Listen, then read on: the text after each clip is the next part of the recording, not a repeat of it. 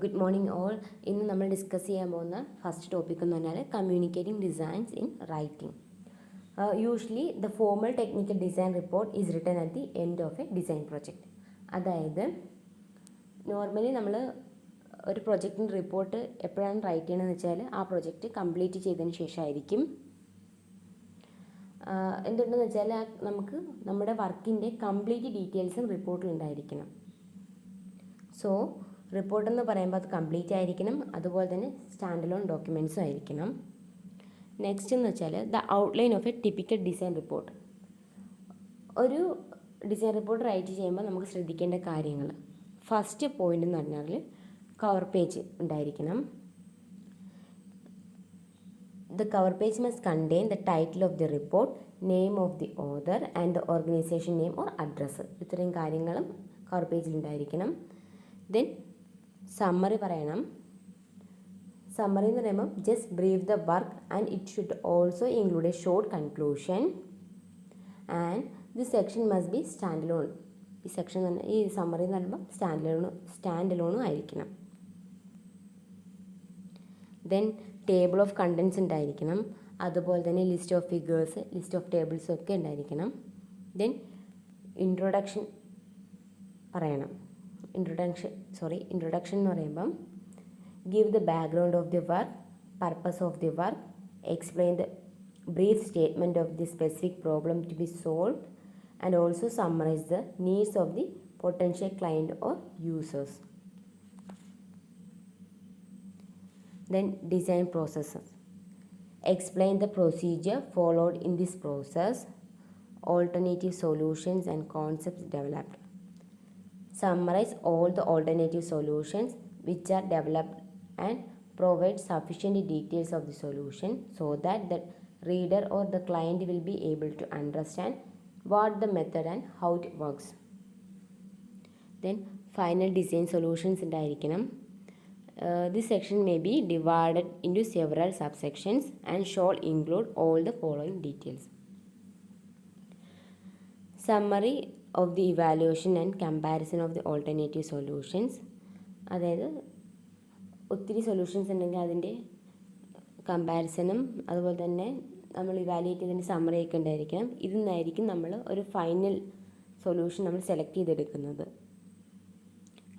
And justify your final solution with supporting arguments and data. അതുപോലെ തന്നെ strength and weakness of the final design solutions പറയണം. Then technical analysis and design details include ചെയ്യണം. Technical analysis and design details എന്ന് പറയുമ്പോഴത്തേക്കും which includes concept design sketches and detail design drawing and diagrams, details of the construction of artefacts, equipment and tools used, assembly and setup procedures, experimental setups and results, details of the final results, economic evaluation of the designs, and also provide feedback table summarizing the reactions of various groups. Then റിപ്പോർട്ടിൽ conclusion ഉണ്ടായിരിക്കണം. Conclusion എന്ന് പറയുമ്പം that can be drawn from the work, comment on whether the final solution satisfies the original design goals or not, and also identify the risk associated with the implementation of the solution. Then recommendation part. ഈ recommendation പാർട്ടിൽ പറയുന്നത് വെച്ചാൽ future works അല്ലെങ്കിൽ future സ്കോപ്പിനെ കുറിച്ചായിരിക്കും. That means suggest further work or improvements that could or should be performed on this design, its development and implementation. Then references ഉണ്ടായിരിക്കണം. References എന്ന് പറയുമ്പം this section list all the documents to which the writers referred and the information on each document must be complete and must follow the same format throughout. Then appendix. ഈ appendix പാർട്ടിൽ എന്തൊക്കെയാണ് ഉൾപ്പെടുത്തുന്നതെന്ന് വെച്ചാൽ it contain the additional information such as additional technical data, journal articles, patent informations, marketing studies, correspondence and etc. അതുപോലെ തന്നെ അത്യാവശ്യമാണെന്നുണ്ടെങ്കിൽ നമുക്ക് ഈ appendix സെക്ഷനും further divide ചെയ്തെടുക്കാം. Then the 5 operations involve in the writing of A high quality report. നമ്മൾ ഇത്രയും നേരം പറഞ്ഞ കാര്യങ്ങൾ എന്ന് പറഞ്ഞത് ഒരു റിപ്പോർട്ട് എഴുതുമ്പോൾ നമുക്ക് ശ്രദ്ധിക്കേണ്ട കാര്യങ്ങൾ, അതായത് ഔട്ട്ലൈൻ ആയിരുന്നു പറഞ്ഞത്. ഈ പറയുന്ന കാര്യം എന്ന് വെച്ചാൽ ഒരു ഹൈ ക്വാളിറ്റി റിപ്പോർട്ടിൽ വേണ്ട കാര്യങ്ങളാണ്. The 5 operations involved in the writing of a high quality report is called as power. അതിന് പവർ എന്നാണ് പറയുന്നത്. P means plan the writing, O means outline the report, W means write, E means edit, and R means rewrite. Then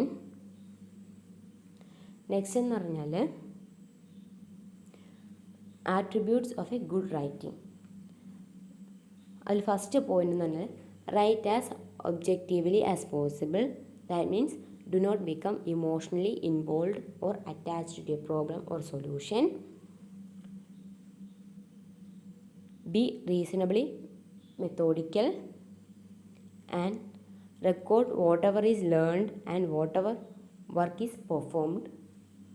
fourth point എന്ന് പറയുമ്പം always strive for clarity in writing and keep it simple and straightforward. And last point എന്ന് പറയുമ്പം deliver the return material on time. Correct ടൈമിൽ തന്നെ deliver ചെയ്യുക. എഴുതുന്നത് എപ്പോഴും clear ആയിരിക്കണം, അതുപോലെ തന്നെ സിമ്പിളായിരിക്കണം, സ്ട്രൈറ്റ് ഫോർവേഡ് ആയിരിക്കണം. നമ്മൾ പഠിച്ച കാര്യങ്ങളോ അല്ലെങ്കിൽ നമ്മൾ എന്തൊക്കെ ചെയ്തു എന്നുള്ള കാര്യങ്ങളൊക്കെ റൈറ്റ് ചെയ്ത് വെക്കുക. ദെൻ കൂടുതൽ ഇമോഷണലി നമ്മൾ അറ്റാച്ച്മെൻറ്റ് കൊടുക്കാൻ പാടില്ല. നെക്സ്റ്റ് ഹെഡിങ് എന്ന് പറഞ്ഞാൽ attributes of a good report. കഴിഞ്ഞ സ്ലൈഡിൽ പറഞ്ഞത് attributes of a good writing ആയിരുന്നു. അപ്പം ഒരു നല്ല റിപ്പോർട്ടിന് വേണ്ട ആട്രിബ്യൂട്ട്സിനെ കുറിച്ചിട്ടാണ് പറയുന്നത്. ഫസ്റ്റ് പോയിന്റ് എന്ന് പറയുമ്പം delivered on the due date, then effectively answer readers questions as they arise, give a good first impression. അതായത് first impression is the best impression എന്നല്ലേ പറയുന്നത്. അപ്പം നമ്മൾ തുടക്കത്തിൽ നല്ലൊരു ഇംപ്രഷൻ കൊടുത്ത് വേണം സ്റ്റാർട്ട് ചെയ്യാൻ. Then read correctly. Fifth point എന്ന് പറയുമ്പം contain an effective summary and conclusion, then provide all the pertinent informations.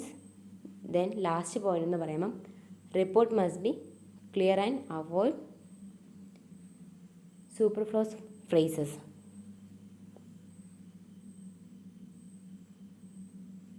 Next mechanics of writing. ഒരു റിപ്പോർട്ട് റൈറ്റ് ചെയ്യുമ്പോൾ കുറച്ച് മിസ്റ്റേക്സ് ഒക്കെ വരാം. അപ്പം ആ മിസ്റ്റേക്സ് ഒക്കെ എങ്ങനെ ഓവർകം ചെയ്യണം എന്നുള്ള കാര്യമാണ് പറയുന്നത്. Following suggestions will help you to avoid some of the most common mistakes in your writing. അതായത് നമ്മൾ റിപ്പോർട്ട് എഴുതുമ്പോഴത്തേക്ക് നമുക്ക് വരാൻ സാധ്യതയുള്ള മിസ്റ്റേക്സിനെ എങ്ങനെ അവോയ്ഡ് ചെയ്യണം എന്നാണ് പറയുന്നത്. അതിൽ ഫസ്റ്റ് പോയിന്റ് എന്ന് പറഞ്ഞാൽ paragraph structure. Each paragraph should begin with a topic sentence, and each paragraph should have a single theme or conclusion, and the topic sentence states that the theme or the conclusion. അതായത് first point തന്നെ paragraph structure ആയിരുന്നു. ഒരു paragraph എന്ന് പറയുമ്പോഴത്തേക്കും തുടങ്ങുന്നത് എപ്പോഴും ഒരു topic sentence വെച്ചിട്ടായിരിക്കണം. Then അതുപോലെ തന്നെ each paragraph should have A single theme or conclusion and the topic sentence state that theme or conclusion. ഓരോ പാരഗ്രാഫിനും ഓരോ കൺക്ലൂഷൻ ഉണ്ടായിരിക്കണം. ആ ഒരു കൺക്ലൂഷൻ എന്ന് പറയുന്നത് ആ പാരഗ്രാഫിൻ്റെ ടോപ്പിക് സെൻറ്റൻസ് സ്റ്റേറ്റ് ചെയ്തിട്ടുള്ളതായിരിക്കണം. ദെൻ സെക്കൻഡ് പോയിന്റ് എന്ന് പറയുന്നത് സെൻറ്റൻസ് ലെങ്ത്ത്. നമ്മൾ റിപ്പോർട്ട് എഴുതുമ്പോൾ ശ്രദ്ധിക്കേണ്ട കാര്യം എന്ന് വെച്ചാൽ സെൻറ്റൻസിൻ്റെ ലെങ്ത്ത് എപ്പോഴും മിനിമൽ ആവാൻ വേണ്ടി ശ്രദ്ധിക്കുക. എന്തുകൊണ്ടെന്ന് വെച്ചാൽ സെൻറ്റൻസ് ലെങ്ത്ത് മിനിമൽ ആണെന്നുണ്ടെങ്കിൽ നമ്മൾ അതിൻ്റെ സ്ട്രക്ചർ നമ്മൾ സിമ്പിളും ആയിരിക്കും, അതുപോലെ തന്നെ നമുക്ക് പെട്ടെന്ന് റീഡബിളും ആയിരിക്കും. ഇപ്പോൾ ലോങ് സെൻറ്റൻസൊക്കെ വന്നു കഴിഞ്ഞാൽ ഉള്ള പ്രശ്നം എന്ന് വെച്ചാൽ ഗ്രമറ്റിക്കൽ മിസ്റ്റേക്സ് ഒക്കെ വരാൻ സാധ്യത കൂടുതലാണ്. അതുപോലെ തന്നെ കോംപ്ലക്സ് സെൻറ്റൻസ് ഒക്കെ വന്നു കഴിഞ്ഞാൽ കുറച്ച് ബുദ്ധിമുട്ടാണ്. സെൻറ്റൻസിൻ്റെ ലെങ്ത്ത് കൂടുന്നതനുസരിച്ചിട്ട് കാര്യങ്ങൾ മനസ്സിലാക്കി എടുക്കാൻ കുറച്ച് ബുദ്ധിമുട്ടുള്ള കാര്യമാണ്. ഗ്രാമറ്റിക്കൽ മിസ്റ്റേക്സ് വരാം. ദെൻ തേർഡ് പോയിന്റ് എന്ന് പറയുമ്പോൾ pronouns. Avoid the use of pronouns like it, this, that and so on where it would be better to use one of the several nouns. Usually നമ്മൾ report എഴുതുമ്പം പ്രോനൗൺസിലേക്ക് it, this, that അങ്ങനെയുള്ള pronouns ഒക്കെ avoid ചെയ്യുക. അതുപോലെ തന്നെ personal pronouns like എങ്ങനെയുള്ള personal pronouns എന്ന് വെച്ചാൽ I, you, she, he, my, our, mine എന്നൊക്കെ പറയുന്ന പേഴ്സണൽ പ്രോനൗൺസും റിപ്പോർട്ടിൽ ഉൾപ്പെടുത്താൻ പാടില്ല. അതും അവോയ്ഡ് ചെയ്യണം. Then spelling and punctuations. ഇത് നമുക്ക് എല്ലാവർക്കും വരാൻ സാധ്യത കൂടുതലുള്ള മേഖലയാണ് സ്പെല്ലിങ്. നമ്മൾ റിപ്പോർട്ട് റൈറ്റ് ചെയ്യുമ്പോൾ എപ്പോഴും ശ്രദ്ധിക്കേണ്ട കാര്യമാണ് സ്പെല്ലിങ്ങും പങ്ക്ച്വേഷൻസും ഒക്കെ. Errors in this basic elements of writing are inexcusable in the final draft of the report. Then tense. നമ്മൾ റിപ്പോർട്ട് റൈറ്റ് ചെയ്യുമ്പോഴത്തേക്കും ടെൻസ് ശ്രദ്ധിക്കേണ്ട കാര്യമാണ്. അതായത് നമ്മുടെ റിപ്പോർട്ട് എഴുതുമ്പോൾ നമ്മൾ വർക്ക് കംപ്ലീറ്റ് ചെയ്തതിന് ശേഷമായിരിക്കും റിപ്പോർട്ട് എഴുതുന്നത്. അപ്പം അത് നമ്മൾ പാസ്റ്റ് ടെൻസിൽ എഴുതണം. അതുപോലെ തന്നെ പ്രസൻറ്റ് ടെൻസ് എന്ന് പറയുമ്പം use in reference to items and ideas in the report itself. Then future tense എന്ന് പറയുമ്പോഴത്തേക്കും ഫ്യൂച്ചർ വർക്ക് വല്ലതും ഉണ്ടെങ്കിൽ നമുക്കതിന് ഫ്യൂച്ചർ ടേംസിൽ എഴുതാം. അതായത് use in making predictions from the data or the result that will be applicable in the future. അതായത് ഇപ്പം നമുക്ക് കിട്ടിയ റിസൾട്ടിൽ നമുക്ക് എന്തെങ്കിലും ഫ്യൂച്ചറിൽ എന്തെങ്കിലും ആപ്ലിക്കബിൾ ആയിട്ടുള്ളത് ഉണ്ടെങ്കിൽ നമുക്കത് ഫ്യൂച്ചർ ടെൻസിൽ എഴുതാം. നമ്മൾ റിപ്പോർട്ട് എപ്പോഴും എഴുതുമ്പോഴത്തേക്കും നമ്മൾ വർക്ക് ചെയ്ത് കഴിഞ്ഞിട്ടായിരിക്കും എഴുതുന്നത്. അപ്പം നമ്മൾ പാസ്റ്റ് ടെൻസിലായിരിക്കും എഴുതുന്നത്. നമ്മൾ റിപ്പോർട്ട് റൈറ്റ് ചെയ്യുമ്പോൾ ടെൻസിൻ്റെ കാര്യങ്ങൾ ശ്രദ്ധിക്കുക. അതുപോലെ തന്നെ സ്പെല്ലിങ്, പങ്ക്ച്വേഷൻ ശ്രദ്ധിക്കണം. പ്രോനൗൺസിൻ്റെ കാര്യം ശ്രദ്ധിക്കുക. അതായത് പേഴ്സണൽ പ്രോനൗൺസും അവോയ്ഡ് ചെയ്യണം, പ്രോനൗൺസും അവോയ്ഡ് ചെയ്യുക. ദെൻ സെൻറ്റൻസിൻ്റെ ലെങ്ത്ത് മിനിമൽ ആയിരിക്കാൻ എപ്പോഴും സെൻറ്റൻസ് ലെങ്ത്ത് മിനിമലായിട്ട് വേണം കീപ്പ് ചെയ്യാൻ. മിനിമൽ എന്ന് പറയുമ്പോഴത്തേക്കും അപ്പം അതിൻ്റെ സ്ട്രക്ചർ സിമ്പിളാവും. അതുപോലെ തന്നെ റീഡ് ചെയ്യാനും എളുപ്പമായിരിക്കും. സെൻറ്റൻസിൻ്റെ ലെങ്ത്ത് കൂടുന്നതിനനുസരിച്ചിട്ട് ഗ്രാമറ്റിക്കൽ മിസ്റ്റേക്സ് ഒക്കെ വരാൻ സാധ്യത കൂടുതലാണ്. ദെൻ പാരഗ്രാഫിൻ്റെ സ്ട്രക്ചർ ഫോളോ ചെയ്ത് പോവുക. ഇത്രയും കാര്യങ്ങളാണ് നമ്മൾ റിപ്പോർട്ട് റൈറ്റ് ചെയ്യുമ്പോൾ ശ്രദ്ധിക്കേണ്ട കാര്യങ്ങൾ. യൂഷ്വലി നമുക്ക് റിപ്പോർട്ട് റൈറ്റ് ചെയ്യുമ്പോൾ മിസ്റ്റേക്ക് വരാൻ സാധ്യതയുള്ള ഏരിയകളാണ് ഇത്രയും. Next is about prototypes, models and proof of concepts. അതിൽ ഫസ്റ്റ് ഹെഡിങ് എന്ന് പറഞ്ഞാൽ പ്രോട്ടോടൈപ്സ് ആണ്. Prototypes are working models of designed artifacts. They are tested in the same operating environment in which they are expected to function as a final product. And the prototypes are also defined as the first full-scale and usually functional forms of a new type or design of a construction. Prototypes are the original models on which something is patterned. Next, model. Model is a miniature representation of something or a pattern of something to be made or an example of imitation. Model എന്ന് പറയുമ്പോഴത്തേക്കും നമുക്കറിയാം ഒരു miniature representation ആണെന്ന് പറയാം, അല്ലെങ്കിൽ pattern of something അങ്ങനെ എന്തെങ്കിലും പറയാം, അല്ലെങ്കിൽ ഒരു എക്സാമ്പിളായിട്ട് നമുക്ക് പറയാം മോഡൽ എന്ന് പറയുമ്പോൾ. അതുപോലെ തന്നെ മോഡൽ യൂസ് ചെയ്യുന്നത് എന്താ വെച്ചാൽ used to represent some devices or processes. For example ഒന്നെങ്കിൽ പേപ്പർ മോഡലാകാം, ഓർ കമ്പ്യൂട്ടർ മോഡലാകാം, ഓർ ഫിസിക്കൽ മോഡൽസ് ആകാം. മോഡൽസ് എന്ന് പറയുമ്പം ഒന്നെങ്കിൽ പേപ്പർ മോഡലാകാം, കമ്പ്യൂട്ടർ മോഡലാകാം, അല്ലെങ്കിൽ ഫിസിക്കൽ മോഡലാകാം. ഇത് ഏതെങ്കിലും ഒക്കെ ആകാം. അതുപോലെ തന്നെ models are usually smaller and made of different materials than are the original artefacts they are represents. അതായത് മോഡൽ എന്ന് പറയുമ്പം സ്മോളർ ഇൻ സൈസാണ്. അതുപോലെ തന്നെ മോഡൽ മേക്ക് ചെയ്യുന്നത് ഡിഫറെൻറ്റ് മെറ്റീരിയൽസ് യൂസ് ചെയ്തിട്ടായിരിക്കും. മോഡലിൽ പറയുന്ന ഒറിജിനൽ ആർട്ടിഫാക്ട്സിന് പകരം വേറെ ഡിഫറെൻറ്റ് മെറ്റീരിയൽസ് ഒക്കെ യൂസ് ചെയ്തിട്ടായിരിക്കും മോഡൽ ഡെവലപ്പ് ചെയ്യുന്നത്. And they are typically tested in the laboratory or in some other controlled environment. Next, when do we build a prototype? The decision to build a prototype depends on the size and the type of the design space, cost of the building of a prototype, the ease of building of the prototype, the role and the number of copies of the final artifacts that are expected to be made or built. Next, building models and prototypes. First point എന്ന് പറഞ്ഞാൽ try to ask these questions before deciding to build a prototype or model. ഒരു prototype അല്ലെങ്കിൽ model create ചെയ്യുന്നതിന് build ചെയ്യുന്നതിന് മുന്നേ ഇത്രയും questions നമ്മൾ follow ചെയ്യണം. What do we want to learn from the model or prototype? Then who is going to make it? Do we have the expertise to build it in house? What part or component can be bought? How and from what is it going to be made?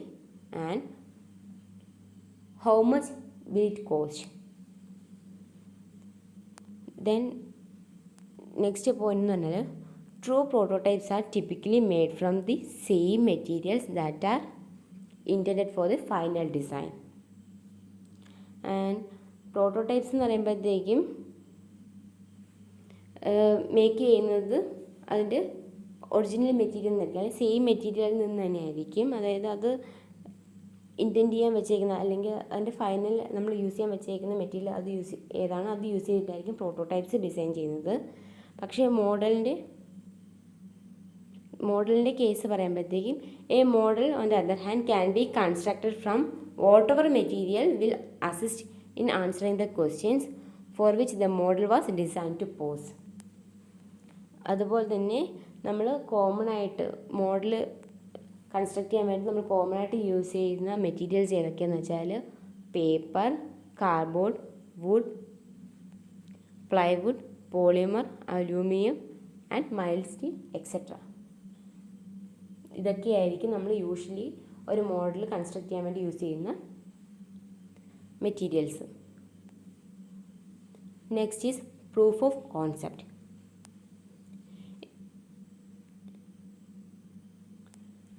It refers to a model of some parts of a design that is used specifically to test whether a particular concept will actually work as proposed.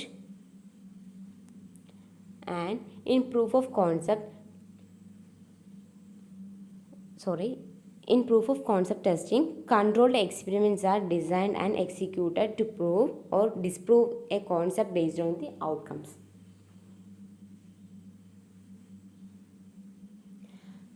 And it is an exercise in which the work is focused on determining whether an idea can be turned in reality or not.